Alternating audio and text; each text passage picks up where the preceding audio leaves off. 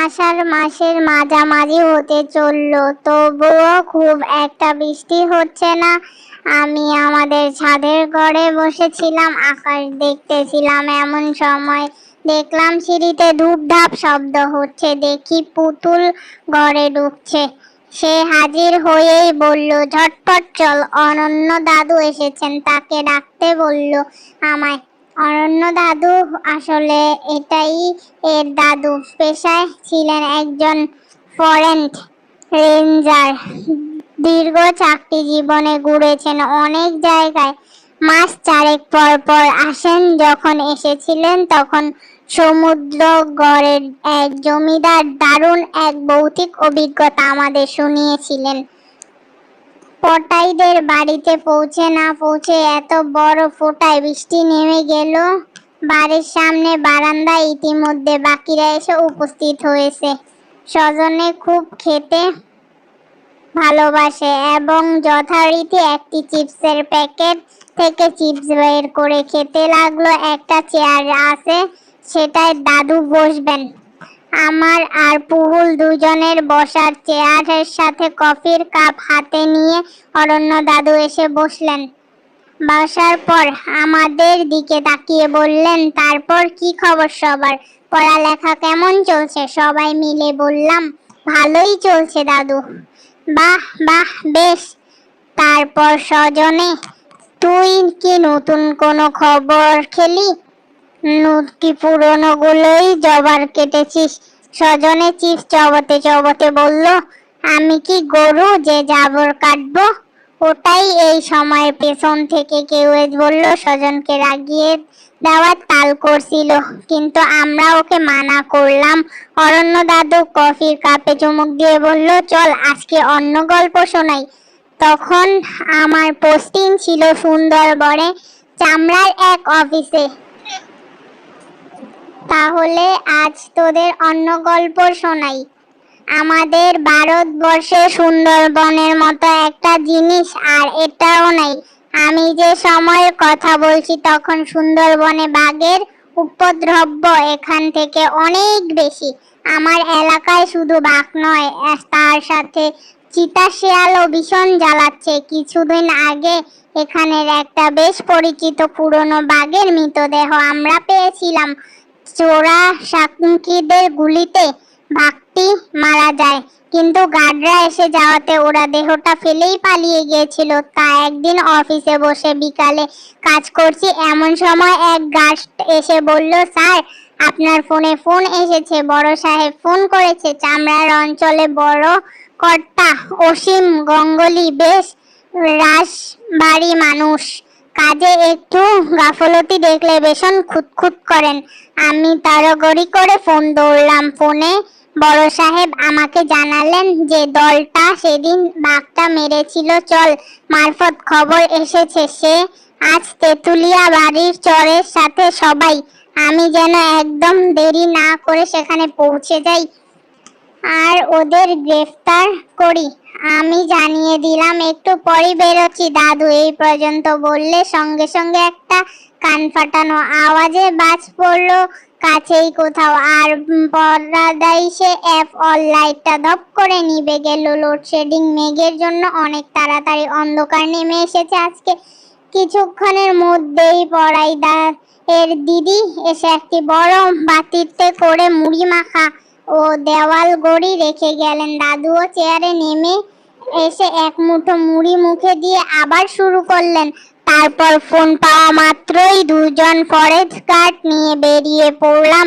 একটা খাল দ্বারা মিনিট খানেক চলে আমাদের লঞ্চে এসে দেখতে লাগলো। ততক্ষণে সন্ধে হয়ে গেছে। চাঁদের হালকা আলো এসে পড়েছে। নদীর জল আর দুপাশে ঝোপ ঝাড়ের উপর এমন ভাবে প্রায় 20 মিনিট চলার পর একটি অপেক্ষাকৃত সরু খালে আমরা ঢুকলাম। এটাতে কুমিরমারির খাল, তেঁতুলবাকিয়া চরের শেষে। এই তেঁতুলবাকিয়া চরের খুব একটা সুখ্যাত নেই। এখানে বাঘের উপদ্রব বেশ ভালোই। দিনের বেলা এদিকে নিয়ে যাওয়ার সময় প্রায় দেখা যায় কোনো না কোনো দ্বীপে তপ করে উঠছে এক গাদা। অঞ্চলের সব থেকে ভয়াবহ নিঃশ্বাস একতা লাঠির ডগায় উটকানো একটা ছেঁড়া শার্ট ও গেঞ্জির টুকরো।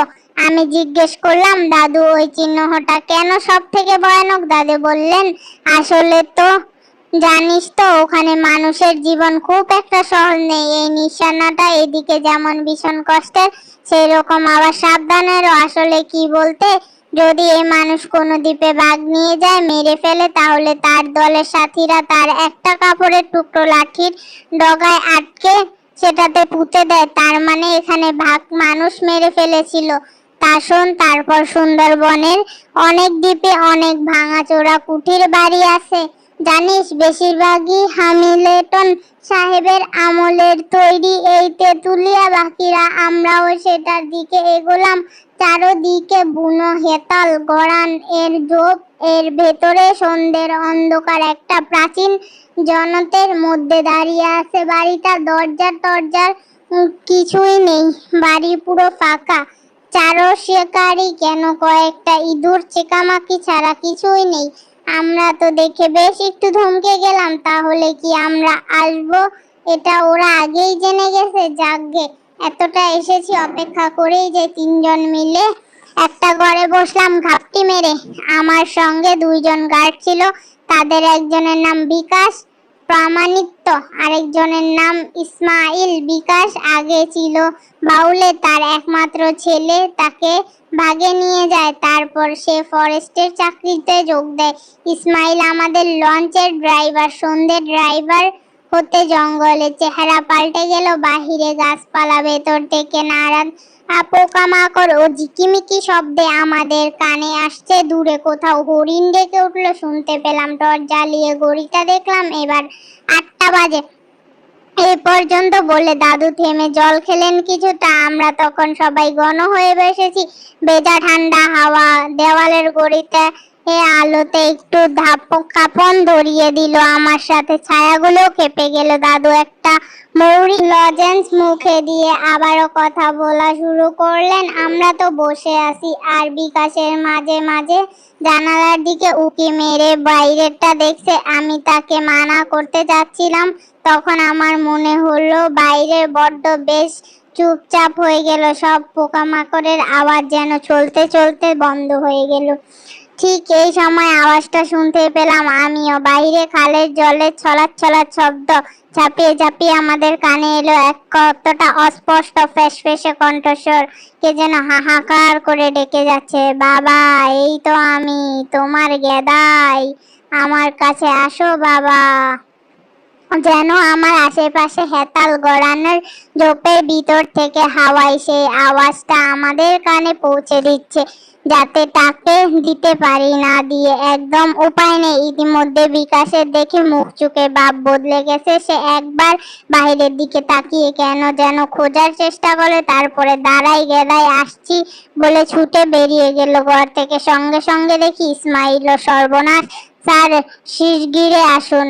বাইরে গেলাম। বাইরে এসে দেখি অন্ধকার অনেক বেড়ে গেছে। সমস্ত দ্বীপের সবকিছুর মধ্যে থেকে যেন অশরীর কণ্ঠস্বর, সবাই ডাক আমাদের কাছে পৌঁছে দিচ্ছে, বাবা এই তো আমি, আমার কাছে এসো বাবা এসো। বিকাশের পেছনে যেতে যেতে ইসমাইলকে জিজ্ঞেস করলাম, গেদাইকে? ওর বিকাশ ওই রকম ভাবে দৌড়ে গেল কেন? ইসমাইল বলল, স্যার গেদাই বিকাশের ছেলে, ওকে বড় মামু নিয়ে গিয়েছিল গত বছর। এ ভগবুত স্যার, তাড়াতাড়ি চলেন, নাইলে বিকাশকে বাঁচানো যাবে না। কথাটা শুনে আমাদের সমস্ত শরীর যেন আতঙ্কে স্রোতে নেমে গেল। যাতে বেগে মেরে ফেলেছে সেই ছেলে আবার ডাকে কি করে? বিকাশ দৌড়ে কুঠির বাড়ির পেছনের দিকটায়, ওইদিকে জঙ্গলে, বেশ গভীরে জঙ্গলে ঢুকে যাওয়ার কিছুটা আগে ইসমাইল জোরে দৌড়ে গিয়ে ঝাঁপিয়ে পড়লো। তাদের কাছে যাওয়ার মধ্যেই ইসমাইল বিকাশকে মাটিতে ফেলে তার উপর চড়ে বসেছে। বিকাশ ছটফট করছে। আমি বিকাশকে জিজ্ঞেস করতে যাব, এমন সময় আমার চোখ পড়লো সোজাসুজি আমার যে জায়গায় দাঁড়িয়েছিলাম সেখান থেকে একটু দূরে গভীর জঙ্গল শুরু। জায়গাটা অনেক ঝোপঝাড় আর পুরো হাকমুচে অন্ধকার। সেদিকে চোখ পড়তেই দেখলাম সমস্ত শরীর যেন আতঙ্কে হিম খেয়ে গেল। সেই অন্ধকারের মধ্যে স্পষ্ট দেখলাম যেন এক সুন্দরী গাছের নিচে সেই অন্ধকারে জমাট বেঁধে বসে আছে ঘন মিশো কালো অন্ধকারে গিয়ে তৈরি এক আদিম কুমোর আপাদি ছড়ামতি আমাদের দেখছে। আমাদের আশেপাশে সেই ডাক কিন্তু তেমনি অবিরাম বেড়ে চলে বয়েছে বাতাসে। ইসমাইলও মনে করে সেই মূর্তিকে দেখে অন্যমনস্ক হয়ে পড়েছিল। সেই সুযোগে বিকাশ এক ঘুষিতে ছিটকে ফেলে উঠে দাঁড়ায়।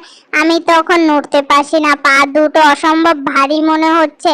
আমার পা নিজের পা নয়, এমনি ইচ্ছেতে কিছু নড়বে না বিকাশ, আর হাতখানে মতো বাকি মূর্তিটার কাছে পৌঁছতে। এরকম বাঘের গর্জন, পুরো দ্বীপটা কেঁপে উঠলো।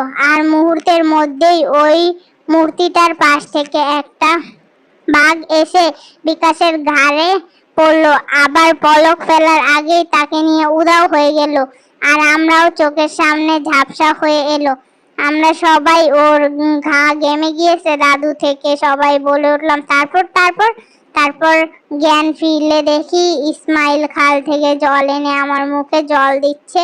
ওর হাতের মাথা দিয়ে বসলাম, মাথাটা ঝিমঝিম করছে। মূর্তিটা যেখানে ছিল সেখানে তাকিয়ে দেখি নেই, ফাঁকা।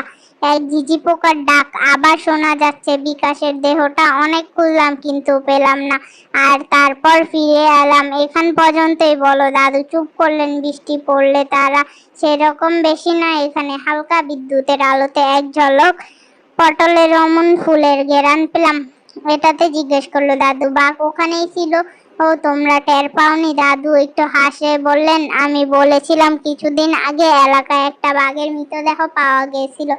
বললাম আমরা। হ্যাঁ হ্যাঁ বলছো তো, সেই বাঘটার মৃতদেহ আমি দেখছিলাম। বাঘটার লেজ ছিল না, হয়তো কোনো লড়াই বা চোরা শিকারীরাই হয়তো কেটে নিয়েছে। তারপর চুপ করে থেকে বললেন, বাঘটা বিকাশকে সেদিন তুলে নিয়ে গিয়ে বাঘটার লেজ ছিল না? দাদুর কথা শেষ না হতে হতেই আবার জোরে বিদ্যুৎ চমকে উঠল। ধমকা হাওয়া এসে নিভিয়ে দিল দেয়াল গড়ি। তারপর দাদু আর কিছু বললেন না, বললেন ওইটুকু আবার কোনো একদিন বলবো। তো সবাই ভালো থাকেন, সুস্থ থাকেন। গল্পটা কেমন লাগছে অবশ্যই কমেন্ট করে জানিয়ে দিবেন। আপনাদের কারো কোনো গল্প থেকে থাকলে কমেন্ট করে বলবেন, আমি অবশ্যই ওই গল্পটাও বলবো।